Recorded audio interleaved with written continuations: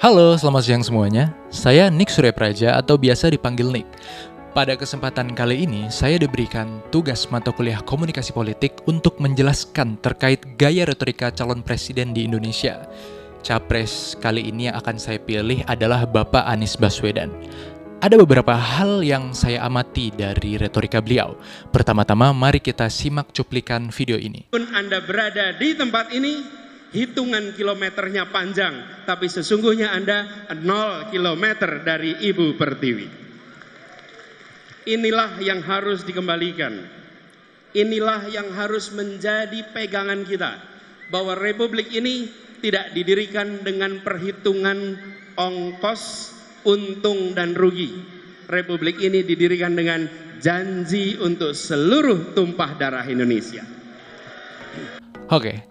Tadi adalah cuplikan video Anies Baswedan yang diunggah pada tanggal 7 Mei 2023 di Kompas TV di Istora Senayan yang bisa diteliti lebih lanjut. Kita bisa lihat dari jenis pidatonya Bapak Anies. Jenis pidato atau retorika yang digunakan oleh Bapak Anies yaitu pidato ekstemporer. Pidato ekstemporer adalah pidato yang disampaikan dengan sedikit atau tanpa persiapan yang ketat. Pak Anies sendiri memiliki pemahaman sebelumnya tentang topik yang akan dibahas.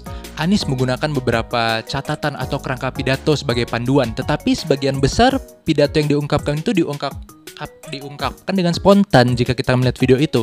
Nah, jika Anies Baswedan memberikan pidato dengan persiapan yang terbatas dan ia tidak membaca pidato itu secara harfiah dari catatan, itu dapat dikategorikan sebagai pidato ekstemporer.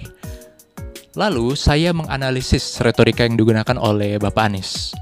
Dalam pidato beliau, ia mengawali dengan merangkai sejarah perjalanan Indonesia sebagai bangsa yang memulai dengan keputusan untuk menjadi satu bangsa, yaitu satu bahasa persatuan pada tahun 1928.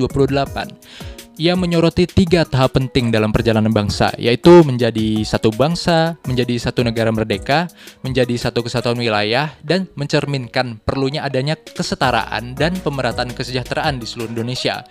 Anies menyampaikan pesan bahwa Indonesia itu harus mencapai kesemakmuran yang merata di seluruh wilayahnya dan mengatasi ketidaksetaraan yang masih ada.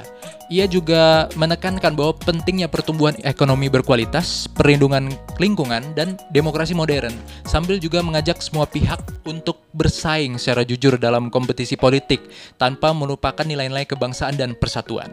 Pidato Anies Baswedan tersebut bisa lebih dikatakan sebagai, jika saya identifikasi sebagai retorika demonstratif. Retorika demonstratif cenderung digunakan untuk memotivasi, menginspirasi, dan membangkitkan semangat audiens. Dalam pidato ini, Anies Baswedan tidak terlibat dalam argumen yang bersifat mendalam atau perdebatan yang substansial, seperti yang biasanya terjadi dalam retorika forensik. Sebaliknya, ia lebih fokus pada membangun koneksi emosional dengan audiensnya, menggambarkan visi masa depan Indonesia, dan menekankan nilai-nilai seperti gagasan kesemakmuran, keadilan, kesetaraan, dan kebersamaan. Retorika demonstratif seringkali digunakan dalam konteks politik untuk memotivasi pemilih dan pendukung dengan merangsang perasaan semangat mereka. Dalam pidato tersebut, Anies Baswedan mencoba memotivasi pendukungnya dengan menyoroti pencapaian-pencapaian masa lalu bangsa dan menekankan pentingnya kesejahteraan, keadilan sosial, dan pemerataan kesejahteraan di masa depan. Selain itu, ia juga menciptakan perasaan persatuan di antara audiens dengan menyatakan bahwa mereka semua ini adalah saudara sebangsa yang memiliki peran dalam menentukan arah masa depan bangsa. Ini adalah elemen utama dalam retorika demonstratif, di mana pemimpin politik itu mencoba untuk membangun ikatan emosional dengan pendukung dan memotivasi mereka untuk bergerak maju untuk mendukung tujuan dan visi yang pemimpin itu sampaikan. Kemudian dalam pidato Anies, terdapat penggunaan beragam elemen retorika, termasuk etos, logos, dan patos. Anies menciptakan etos dengan merujuk kepada sejarah perjalanan bangsa Indonesia dan menekankan nilai-nilai sosial. Ia mencoba meyakinkan audiens bahwa ia memiliki pemahaman yang mendalam tentang sejarah dan nilai-nilai bangsa, serta tekad untuk memenuhi janji-janji kemerdekaan. Ini memperkuat kredibilitasnya sebagai pemimpin yang peduli terhadap kesejahteraan rakyat.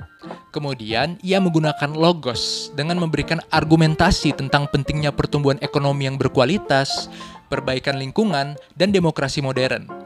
Ia menyajikan fakta-fakta dan data seperti masalah mobil listrik, emisi karbon, dan dampak kebijakan tertentu. Ini bertujuan untuk meyakinkan audiensnya bahwa visi dan rencana yang ia ajukan memiliki dasar logis yang kuat, seperti yang ia lakukan di waktu sebelumnya di Jakarta. Anies juga mencoba membangkitkan emosi audiens, yaitu patos, dengan menyampaikan pesan-pesan yang menginspirasi dan memotivasi. Ia menggunakan cerita tentang perjalanan Pulau Selaru dan menggambarkan kecintaan rakyat kepada Indonesia, meskipun mereka belum merasakan kesejahteraan yang memadai. Selain itu, beliau berbicara tentang kekaguman dunia terhadap Indonesia sebagai negara demokrasi modern.